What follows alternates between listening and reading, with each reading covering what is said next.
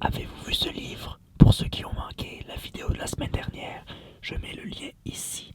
Et pour ceux qui veulent se procurer le livre en version papier ou en version numérique, je mets le lien dans la description ci-dessous. Voilà, c'en est fini pour l'autopromotion. Salut, comment ça va? Ici, c'est novembre, c'est l'hiver, les températures ont baissé. Il y a eu un petit -18 la semaine passée.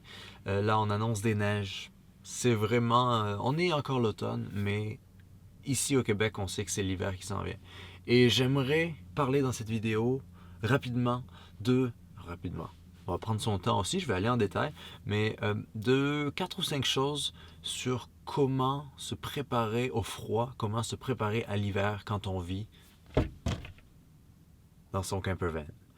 Alors d'abord, je vais vous parler de ce que j'ai fait récemment, c'est un peu d'isolation. Il faut savoir que les vans comme ceux que j'ai, comme les Road Trek, qui sont des vans convertis par des compagnies, ce sont des vans qui sont faits pour l'été. L'un des gros avantages de faire son van soi-même, de convertir son fourgon soi-même, c'est de pouvoir maîtriser l'isolation, qu'elle soit pour l'été comme pour l'hiver. Malheureusement, ce n'est pas le cas pour ces vannes-là, parce que la seule chose qu'ils font, c'est mettre un peu de laine de verre sur les bords et isoler vraiment sporadiquement à certains endroits. Alors moi, ce que j'ai fait, j'ai longtemps réfléchi et il y a deux écoles. Il y a certains qui vont mettre du Reflectix, qui est en fait du papier bulle entouré d'aluminium, et d'autres qui disent que le styrofoam, le polystyrène, c'est un meilleur isolant. Alors moi, je suis allé pour le styrofoam. J'ai ajusté, j'ai découpé, j'ai monté, j'ai décollé, j'ai recoupé, j'ai réajusté des plaques de styrofoam que j'ai entouré de duct tape et que j'ai moulé dans toutes mes fenêtres que j'ai dans le campervan.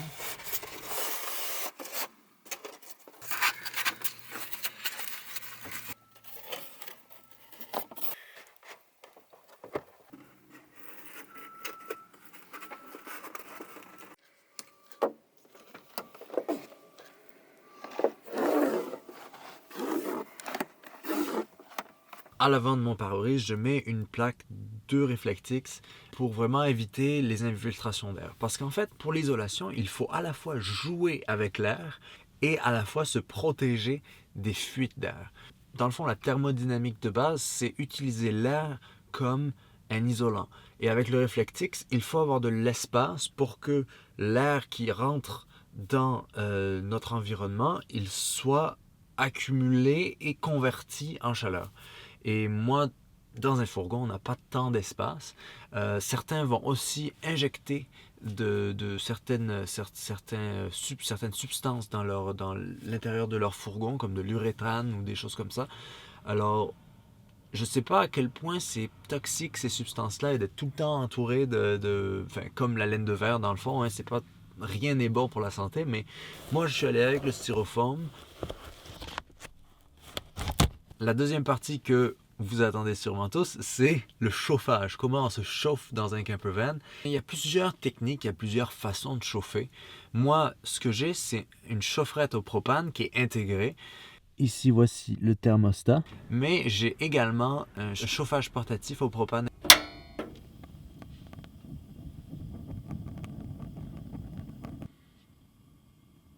qui prend des petites bonbonnes de 1 livre. Ça se visse.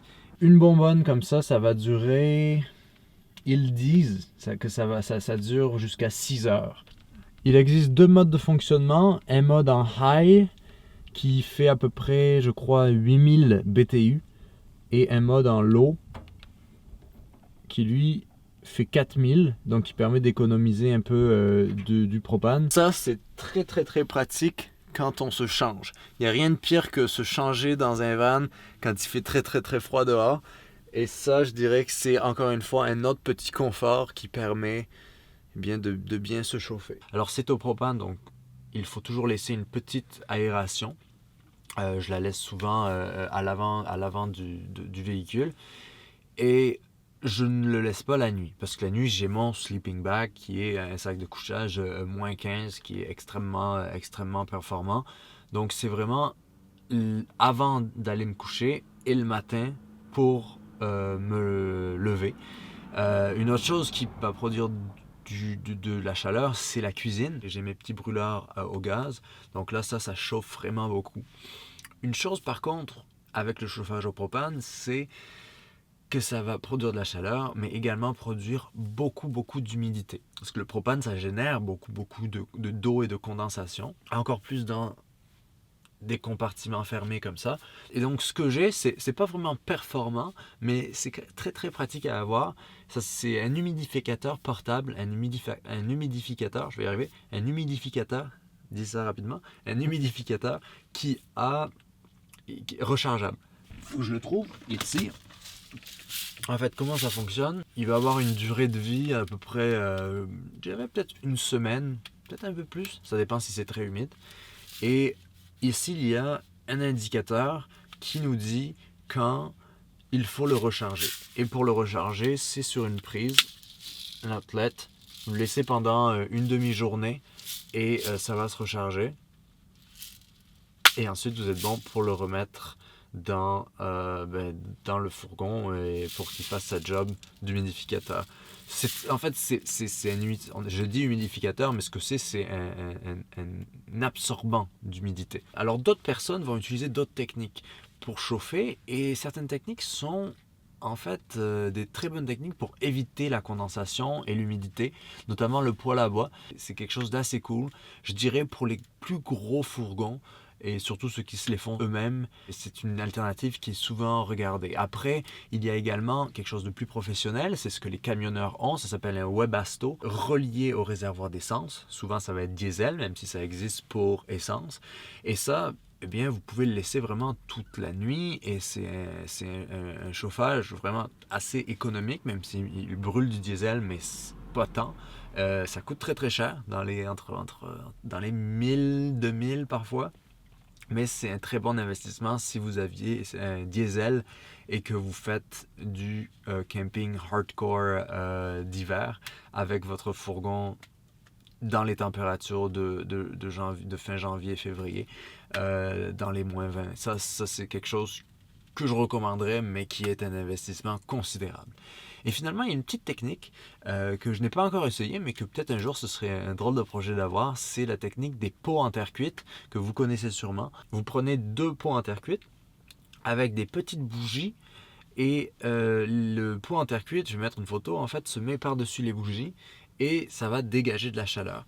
Et c'est quelque chose de très économique. Ça ne va pas non plus générer beaucoup de chaleur. Mais c'est une des choses assez cool à avoir. La troisième étape pour préparer son van à l'hiver, c'est malheureusement, il faut se débarrasser de toute l'eau qu'on a dans son fourgon si son van peut avoir des réservoirs d'eau. Alors moi, j'ai un réservoir d'eau propre et 2 réservoirs d'eau sale. Et ce qu'il faut faire, c'est vidanger tous ces réservoirs.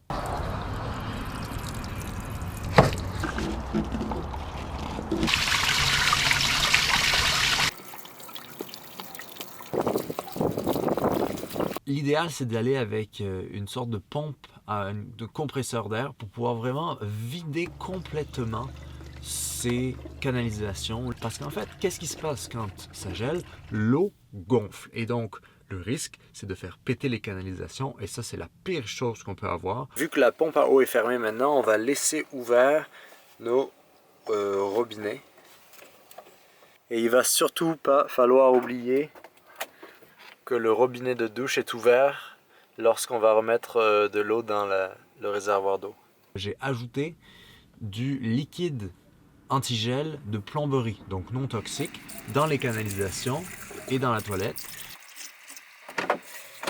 La toilette, je peux également l'utiliser même si je n'ai plus d'eau dans mon réservoir d'eau. Grâce à ça, je vais pouvoir tirer la chasse en fait, flusher avec cet antigel-là. Donc ça permet de, tu sais, la nuit, il fait froid, t'as un petit besoin d'aller faire pipi, et tu peux quand même y aller même s'il fait froid. Quatrièmement, je dirais qu'il faut rester actif. Et c'est une technique de camping. On dit toujours qu'il faut, quand on est en train de couper du bois, quand on est en train de préparer le feu, quand on est en train de monter la tente, il faut s'enlever toutes ces couches superposées. Et ensuite, une fois qu'on s'arrête, là, on peut se couvrir. Sinon, si on reste couvert et si on reste inactif, c'est comme ça qu'on va avoir froid. Moi, par exemple, ça me prend du temps pour préparer mon lit, donc faire mon lit, ça va me faire de l'activité. Il faut que je mette mes plaques de styrofoam dans les fenêtres arrière, donc ça me fait faire de l'activité. Donc c'est tout plein de petites choses qui peuvent permettre de se réchauffer. Le froid, ça fatigue aussi. Mais finalement, on va finir avec ça.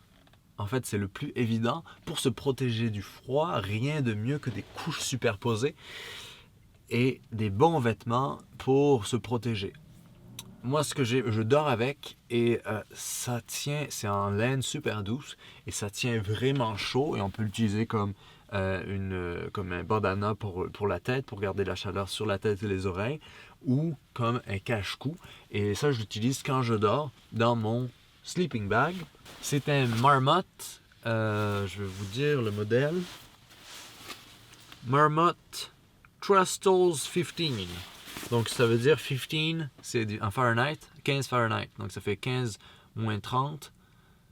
Non, 15 divisé par 2 moins 30. Ou 15 moins 30 divisé par 2. C'est ça. Fait que 15 moins 30, ça fait moins 15 divisé par 2. Donc c'était moins... Fais des calculs de Fahrenheit en direct. 50 plus 1 plus 7 plus 2 plus 4 plus 8 égale à 72. C'est une bonne alternative parce que l'été, vous ne voulez pas avoir un sleeping bag qui est trop chaud. Et l'hiver, vous ne voulez pas avoir un simple sac de couchage d'été. Et moi, j'ai trouvé que ça, c'était vraiment l'alternative idéale parce qu'il ne prend pas trop de place, il est très léger et je l'utilise littéralement toute l'année. En général, à part s'il fait en dessous de moins 5, moins 5, moins 10, je peux juste mettre mon sleeping et j'aurai pas froid. Mais j'oublie quelque chose que je précise. Moi, je suis quelqu'un qui a les pieds très très froids souvent. Enfin, je sais pas pourquoi. Depuis même quand j'étais petit, je mettais parfois des chaussettes pour aller à la piscine. Me demandez pas pourquoi. Je sais pas si je pourrais trouver une photo pour vous le montrer.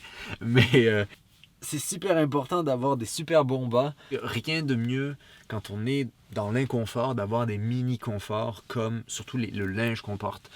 Et je trouve que tout ce qui est les bas, les chaussettes, les chaussons, c'est quelque chose qui est très très bon à avoir quand on vit dans son van parce que ce sont ces petits conforts-là qui nous amènent le petit brin de cosy dont on a besoin. Ensuite, j'ai une petite couverture. Avec ça, je n'ai jamais froid et ce qui est le plus dur en fait, c'est se lever le matin parce que le reste de la nuit, je dors très très bien et je dors même mieux que si j'étais dans une maison avec du chauffage qui vous donne envie qui vous assèche et qui vous empêche de dormir. Est-ce que ça fait le tour? Je pense que ça fait le tour. Donc voici en 5 points comment on se prépare à l'hiver et comment on affronte le froid.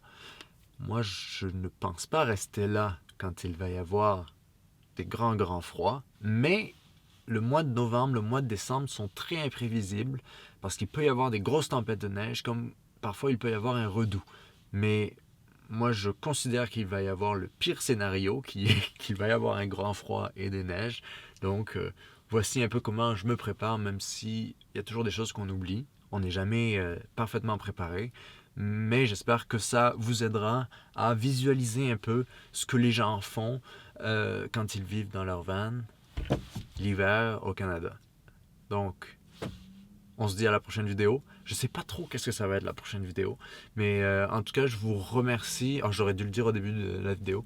Vous n'avez aucune idée à quel point je suis reconnaissant à tous ceux qui m'ont fait confiance, et ça fait très cliché là, mais qui m'ont fait confiance et qui se sont procuré le livre, que ce soit en version papier ou en version numérique, et avec qui je peux partager toutes ces choses-là de la vie en van, moins pratique, beaucoup plus philosophique en fait, et je suis tellement heureux de pouvoir avoir ce format-là aussi du livre que on va pouvoir en parler tout au long des prochaines semaines, des prochains mois, tant comment je suis arrivé à faire ce livre-là tout seul, mais aussi sur les aspects un peu plus des thèmes, parce que certaines choses sont un peu polémiques et on a le droit de ne pas être d'accord en fait, et c'est ça que je voulais mettre de l'avant dans le livre, dans l'introduction, et même si je pense pas que je l'ai assez mis, c'est qu'on a le droit de ne pas être d'accord. Toutes ces réflexions que j'ai dans mon livre, ce sont des réflexions poussées à l'extrême de mon expérience ultra extrême. Enfin, ultra. un peu extrême. Tous ces thèmes-là sont un peu poussés à l'extrême. C'est ça que j'essaie de dire. Mais, long story short, merci. Et si vous voulez, l'étape qui suit, je ne vais pas vous obliger non plus, c'est d'aller poster un review sur Amazon. Et ça permettrait de rendre en fait encore plus accessible le livre pour donner un peu une idée aux gens de quoi ça parle. Et vous n'êtes pas obligé de le faire, mais si vous voulez le faire, donnez votre impression et aussi dans les commentaires. Je les lis tous, donc j'y réponds pas trop à tous, mais j'essaie au moins de dire merci. Mais même des choses négatives, et on apprend toujours plus des choses négatives, ou des choses dont vous aimeriez discuter, ou si vous aviez des questions sur n'importe quoi, n'hésitez pas et on en parlera. Donc sur ce, passez une bonne soirée, une bonne journée, un bon week-end, une bonne semaine, ça dépend quand vous regardez ça, et restez au chaud. Bye.